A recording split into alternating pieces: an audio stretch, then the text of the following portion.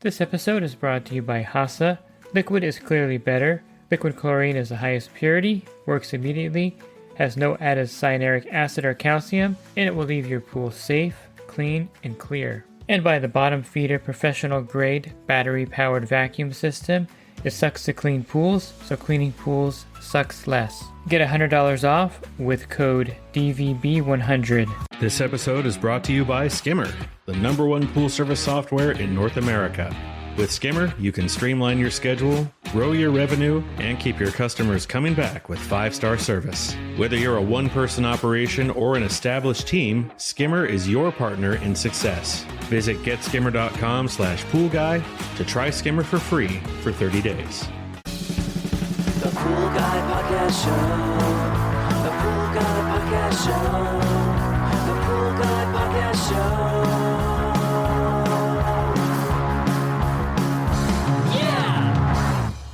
Hi, welcome to the Pool Guy Podcast Show. In today's episode, I'm going to talk about pool pop-up and also some cautions when you're draining a fiberglass pool or a vinyl pool. And pool pop-up is something that everyone talks about in the industry. And is it really a big deal problem? Is it something to worry about? I'll cover that here. And of course, the cautions with draining certain pools and what you should do and what you shouldn't do. Are you a pool service pro looking to take your business to the next level? Join the Pool Guy Coaching Program. Get expert advice, business tips, exclusive content, and get direct support from me. I'm a 35-year veteran in the industry. Whether you're starting out or scaling up, I've got the tools to help you succeed. Learn more at swimmingpoollearning.com. I'll start with this first one because this one I get asked a lot by people new to the industry. When a customer wants their pool drained, for whatever reason, maybe they want to replace the water because there's too much cyanuric acid in there, or they want the pool acid washed. The question I get often is, what is the real danger of that pool popping out of the ground when you drain it? And the answer is, there's really no national statistics about pool pop-ups. I can tell you that a builder in Florida that I know, throughout his lifetime of building pools, has only had 2 of these happen. And that was in pools that were being constructed.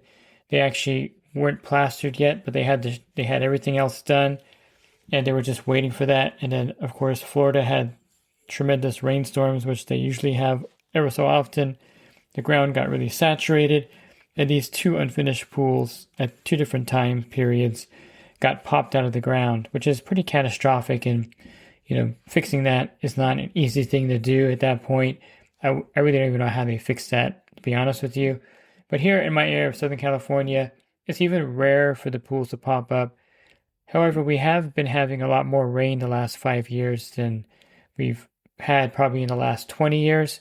And so the danger probably is somewhat increasing. But how does the pool actually pop out of the ground, and what's the science behind it? Well, when you drain the pool, you only have the weight of the pool shell, which is logical. Water's pretty heavy. It's around 8 pounds or a little over 8 pounds per gallon of water. So if there's a 15,000 gallon pool, I could do a rough calculation here.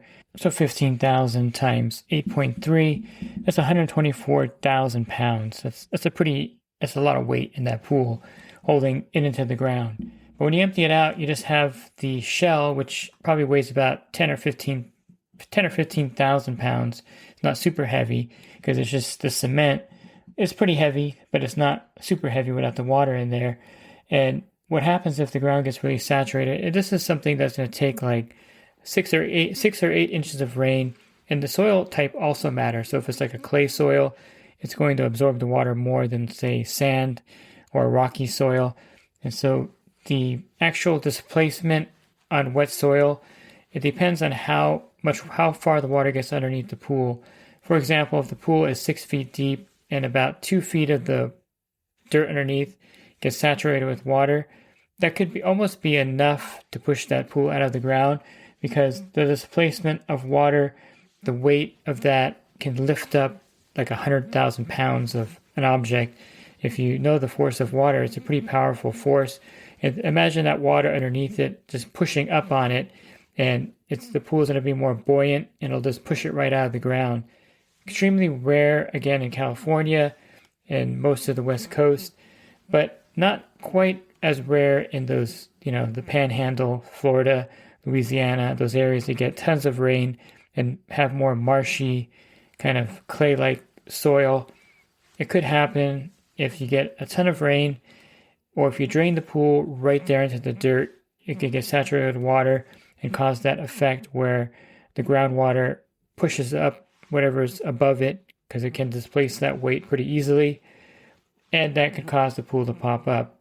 Now, of course, you could be paranoid about it, you can worry about it, but will it really happen to you?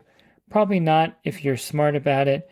You don't want to drain a pool after a major tropical storm, nor would you want to build a pool and leave it empty right before the tropical season where you can get like 8 inches of rain, which happened to the pool builder I know in Florida. It's something to consider, but I wouldn't lose sleep over, and I wouldn't defer draining a pool if it's safe to drain or acid wash. And again, here in my area, I think the most rain I've ever experienced was like one day where we had 3 inches of rain from 6 a.m. till midnight. And 3 inches of rain is like just 1 hour in parts of Texas when it's raining really hard. Use your common sense. Don't drain a pool for an acid wash or refill right after a major storm like that, because you really don't know the groundwater, and you don't really know how much water is actually under the surface there. And err on the side of caution, and don't drain the pool during the wet, rainy seasons. Drain them in the summer. Drain them in the times of year where the ground is hard as a rock, and you're not going to have that displacement, because, again, a plaster pool empty is about 15,000 pounds, which is really heavy, and if the ground is dry, that pool will never be pushed out. When I was a kid in my neighborhood, there were 2 pools that were always empty. They never filled them up or replastered them, and we would actually use those. A lot of my friends would ride skateboards in them. It was really cool, and probably to this day, those pools are still empty. I don't know. I was a kid, so maybe it's a long time ago. I'm sure that people that bought the house has filled it up by now and remodeled the pool, but it probably was about 5 or 6 years where I knew that pool was empty and never had a problem with it popping out of the ground. And there's been repos back in 2008 and 9 that I serviced where they drained the pool down and left them empty until the new buyer bought the house, and those were empty for like a year. Never popped out of the ground either. So it's not something that's common, so I wouldn't worry too much about it. And it's one of those kind of fear-mongering things that you hear a lot about in the industry. The pool pops out of the ground, and you can't drain it. Now, fiberglass pools, a different story. If it's a fiberglass shell pool, it's really light. The actual only pool pop-up that I've ever witnessed in my life, I just started out in the business. I was working for a company in Rancho Cucamonga, California, and it was a fiberglass spa. And we had drained this thing. It had a wood deck, and it was a fiberglass spa, pretty small little thing. And we had drained it to clean it because it had a lot of staining in it. And we had this really big rainstorm, one of those rare ones where we have, again, 3 inches of rain in that whole day. But that was enough rain to get underneath this little fiberglass spa and actually pop it right out of the ground. Now, I'm not sure, I can't remember how we fixed it. I think we dug everything out, removed the deck. It was like a big mess to put it back in the ground. But a full-size fiberglass spa only weighs about 2,000 to 4,000 pounds, which is not a lot of weight if you think about it. That's like an elevator, I think, has like a maximum weight of like 2,000 pounds or something like that. So it's not really a lot of weight in the fiberglass shell because it's just a piece of fiberglass dropped in there. And if you were to drain that pool, which I don't recommend doing, to refill it, maybe drain it down halfway and put fresh water in, or 1/3 of the way and put fresh water in. But there's really nothing holding that fiberglass pool in. And you get into a lot of danger or danger zone when you drain a fiberglass pool because the pop-up ability or the factors dictating pop-up are different for fiberglass pools than a cement pool. And you're more likely to have a fiberglass pool, in my opinion, across the country. I bet a lot of the pop-ups are for fiberglass pools, but you would probably have a better chance of a fiberglass pool popping out of the ground than a fully cement pool.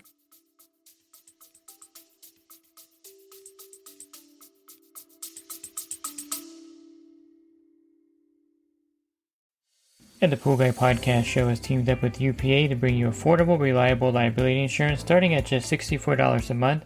Get up to $2 million in coverage, and the members of my coaching group get an even lower rate. Protect your business and your peace of mind Sign up with UPA today by clicking the link in the podcast description.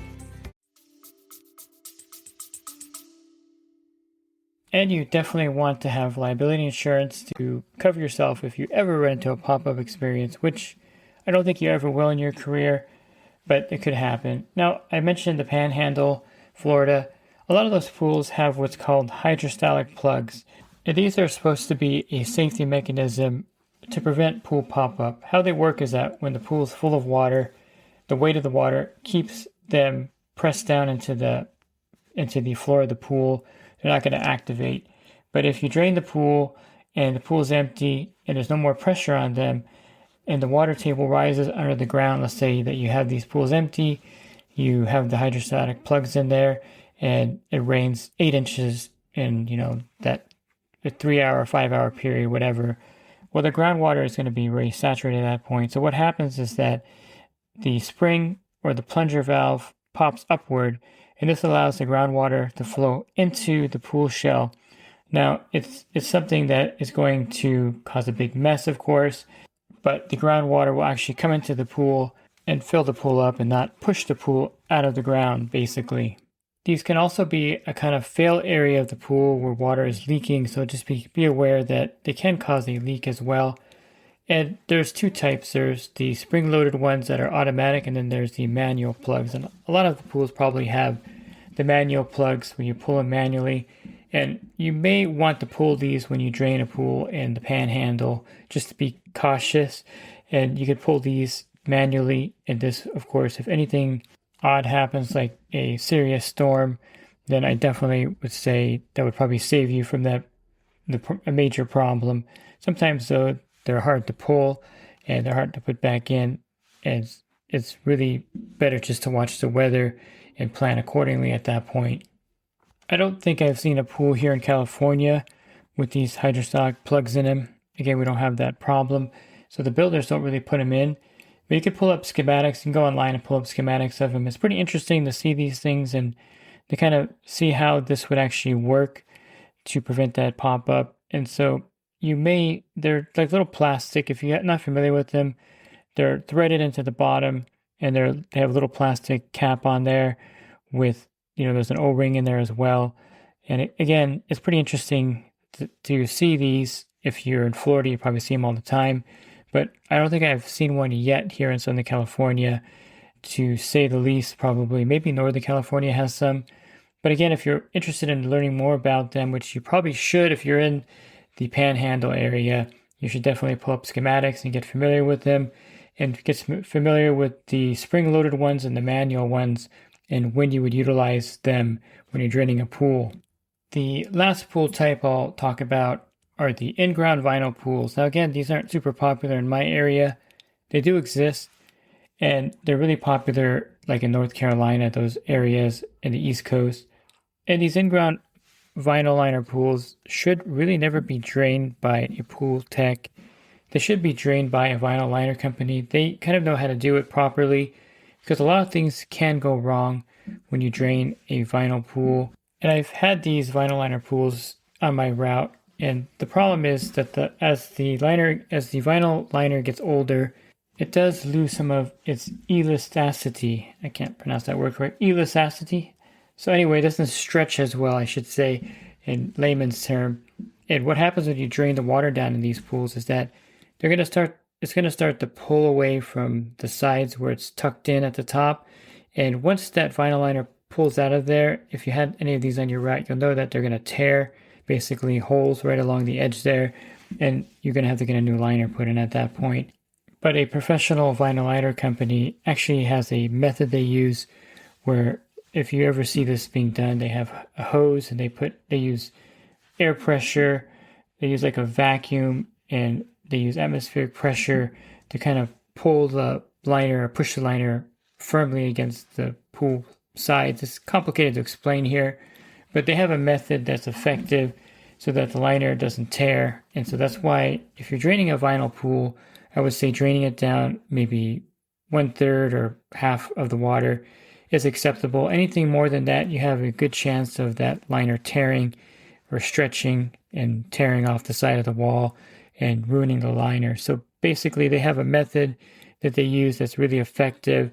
And if you do need to drain a vinyl pool down for whatever reason, I definitely would call the professional companies that do this for a living. They have all the special equipment and they know exactly how to do this without the vinyl liner being damaged and having you to buy a new one, which is really expensive. I should go back to the fiberglass pool one more time. When I talk about draining it and not draining it, it could pop out. But also the walls are really thin material as well, and they can actually bow inwards and crack and collapse. And if you, I think there's a fiberglass company, can't remember the name, but they have a video on this happening or shows you what would happen if you drain it. And it's one of those things where, again, I wouldn't drain a fiberglass or vinyl pool. I would let the experts do it. It's something that's going to prevent liability.